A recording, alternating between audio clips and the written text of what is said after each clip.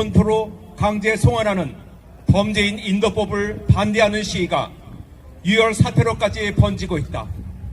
홍콩 시민들이 강력히 반대하는 이유는 중국은 개인의 자유를 억압하는 국가이기 때문이다. 그런데 이번 북한 청년 강제 북송 은폐 사건을 통해서 홍콩의 범죄인 인도법으로 인한 심각한 문제가 대한민국에서 여실히 드러났다. 최악의 인권유린 국가인 북한으로 국가가 우리 국민들을 은밀하게 강제 북송시킨 것이었다. 이번 사건은 정권에 반대하는 사람들을 은밀히 강제 북송시킬 수 있다는 개연성을 열어놓은 것이다. 언론 카메라에 잡히는 바람에 드러난 이번 사건에 대해 정부는 은폐하기 급급했다. 얼마나 많은 사람들이 희생당했는지 알 수 없는 노릇이다. 자유를 찾아 대한민국에 온 두 청년이 압송된 모습을 통해서도 충분히 추측해 볼 수 있다. 정상적인 소환은 적십자사를 통해서 이루어지나 이번 강제 북송은 두 청년의 눈을 가리고 입에 재갈을 물리고 포승줄로 포박하여 경찰 특공대가 강제 북송시켰다는 사실이다. 증거도 하나 없이 기순 의사를 밝힌 청년들을 행선지도 알리지 않고 은밀하게 강제 북송한 것은 반인도적인 범죄 행위이다. 이것이 현 정부의 구호인 사람이 먼저다의 실체인가? 통일부는 반인륜적인 범죄 집단인 북한 정권의 말을 듣고 이들 청년을 범죄자로 규정하여 추방했다는 것이다. 이것은 명백한 헌법 위반이다. 이들이 대한민국 관할 범위 내에 들어왔고 기순 의사까지 밝혔다면 분명히 대한민국 국민이다. 헌법 제10조 모든 국민은 인간으로서의 존엄과 가치를 가지며 행복을 추구할 권리를 가진다. 국가는 개인이 가지는 불가침의 기본적 인권을 확인하고 이를 보장할 의무를 진다. 이들 청년에게는 생명권과 인간의 존엄과 행복 추구권이 보장되어 있다.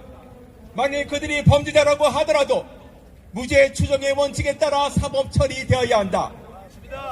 어쩌면 이들이 반인륜적 범죄 집단인 북한 정권에 의한 선의의 피해자일 수도 있다. 그런데 정부는 이 사건의 유일한 증거품인 청년들이 타고 온 어선을 북한에 인도함으로 증거인멸까지 한 것이다. 북한에 가면 심한 고문과 처형이 확실시 되는데도 불구하고 강제 북송한 것은 정부가 살인 방조의 범죄를 저지른 것이다. 헌법은 국가는 개인의 불가침의 인권을 보장할 의무를 가진다고 분명히 천명하고 있다.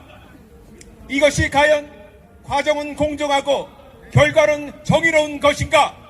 아니다. 이번 강제 북송 은폐 사건에 대해 국제기구와 인권단체는 다음과 같은 성명들을 발표했다. 유엔 인권 최고 대표 사무소는 강제 북송 결정은 자유민주주의 인권국가에서 일어나서는 안 되는 국제법 정면 위반 사건이라고 성토하였고, 국제 엠네스티는 범죄 행위가 확인되기도 전에 범죄자로 낙인 찍어 북송한 것은 공정한 재판을 받을 것을 부인한 것이라고 비난하였다. 또한 휴먼 라이츠 워치는 정부의 북송 조치는 고문 방지 협약 위반이라고 성명을 냈다. 이제 대한민국은 북한에 이어 반인도 범죄 국가로 낙인 찍힐 위기에 있다. 대한민국의 국격의 한순간에 완전히 허물어진 것이다. 이에 우리 전국 탈북민 강제 북송 반대 국민 여러분, 다음과 같은 입장을 밝힌다. 하나, 강제 북송 은폐 사건은 헌법 위반이며 반인도적 범죄 행위다. 문재인 대통령은 관련 기관장들을 경질하고 이 사건의 전모를 밝혀서 탈북민을 비롯한 국민들에게 사과할 것을 촉구한다.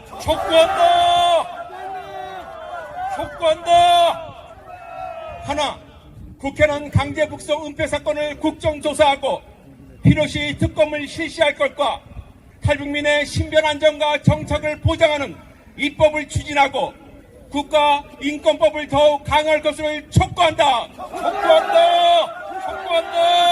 촉구한다. 하나, 국가인권위원회는 국가에 의해 자행된 두 청년에 대한 인권 유린에 대해 직권 조사를 하고 유엔 인권위원회와 함께 강제 북송된 두 청년을 대한민국으로 재송환할 것을 촉구한다. 하나, 정부는 북한 인권재단을 정상화하고 중국에서 인권 유린 당하는 탈북민들이 유엔 난민법에 따라 난민의 지위를 확보하고 자유 대한민국에 안전하게 입국할 수 있도록 적극적인 외교 정책을 추진할 것을 촉구한다. 2019년 11월 28일 전국 탈북민 강제 북송 반대 국민연합 회원 일동. 감사합니다. 네, 감사합니다.